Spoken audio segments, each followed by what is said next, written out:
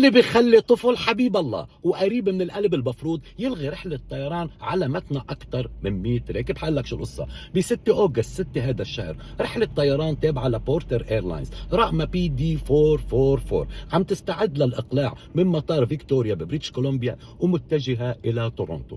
وبعد ما غادرت الطيارة مبنى الركاب متجهة على المدرج استعدادا للإقلاع، الولد هذا تبع حبيب الله والقريب من القلب بقوم بيوقف على الكرسي وبتنح. شو بتنح؟ هني قالوا لك بالاخبار انه عند شوي، هو صايل شكله الولد، معلش شكله صايل وما شكله قريب للقلب. المهم ابوه امه سيلفو بلاي بليز مامي بابا هدول تبعوا له تجرح له مشاعره اوعى تضايقه. والصبي شو بالتنحان ما بده يقعد وما بده يحط الحزام. بتتدخل المضيفات بامبون شوكولا شيبسي نفس النظام. الكابتن تبع الطياره ببومر وبعد شوي حيفوت يحكي معه يراضيه. الولد شو بالباي باي ما بده يقعد وما بده يربط الحزام وما حدا قادر يحكي معه مشان شو؟ مشان مشاعره اكيد. المهم بقرر كابتن الطياره يرجع على مبنى الركاب.